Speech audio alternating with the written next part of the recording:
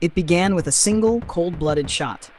March 11th, 2012, Toulouse, France.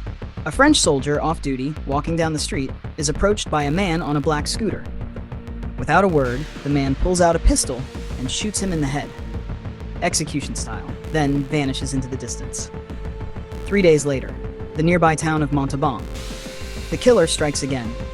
This time, he targets 3 uniformed paratroopers at a cash machine. He opens fire with a semi-automatic weapon. 2 soldiers are killed instantly. A third survives, but is paralyzed for life. Now the pattern is clear. Same weapon, same scooter, same method. And all the victims are French soldiers.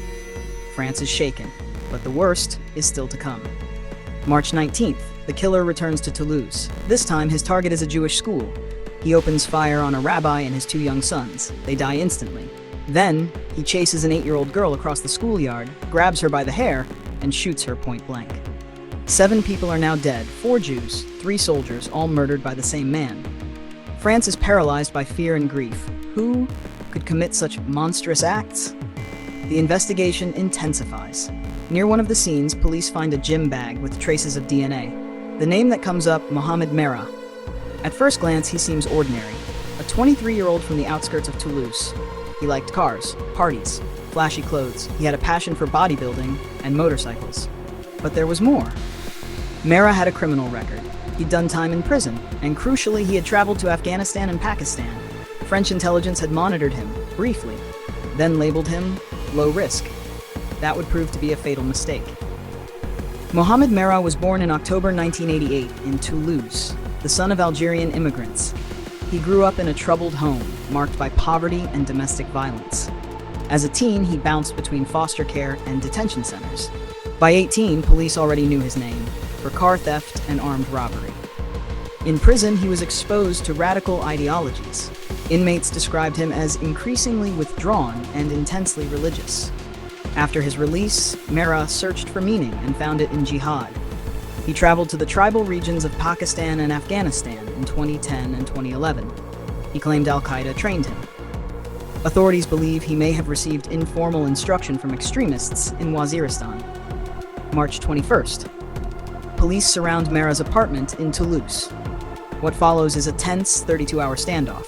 Merah refuses to surrender. Instead, he calls journalists. He tells negotiators he carried out the killings to avenge Palestinian children and protest France's military actions abroad. He claims ties to Al-Qaeda and boasts that he filmed all the murders. With a GoPro strapped to his chest, he says, quote, "I love death the way you love life." His voice is disturbingly calm, almost proud. Outside, France watches in horror. Schools are locked down, entire neighborhoods cordoned off. Inside, Merah is armed. Police try to negotiate, but he stalls. He wants to die. A martyr. March 22nd. Early morning. Elite French commandos storm the apartment. Merah bursts from the bathroom, firing 2 pistols. A fierce gunfight erupts.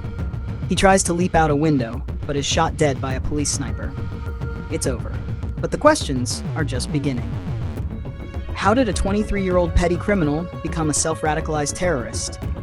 Why wasn't he stopped? And what does his case reveal about the future of extremism in Europe? Investigators dig deeper. They find that Merah had been flagged by French intelligence as early as 2006. He'd traveled to conflict zones. He had known jihadist sympathies. He'd even been interviewed by security services. Yet, he was dismissed as a small-time delinquent. A devastating misjudgment. In many ways, Merah was the first of a new wave. A lone actor, born and raised in Europe, radicalized online and in prison, trained abroad, and able to strike without orders from any organization. His brother, Abdelkader Merah, was later convicted for helping him obtain weapons and encouraging his ideology. He denied knowing about the attacks, but was sentenced to 30 years in prison. Others were questioned. But no operational terror cell was ever found. France was left to confront a painful truth. Its security services had missed the signs, and beyond intelligence failures, the case sparked broader debate about alienation, about youth in the banlieues, about identity, and how radicalization festers when people feel unwanted, unheard, and unrooted. Mohammed Merah's case has since been studied, taught, and debated. It became a case study in lone wolf terrorism, an early warning sign of what was to come.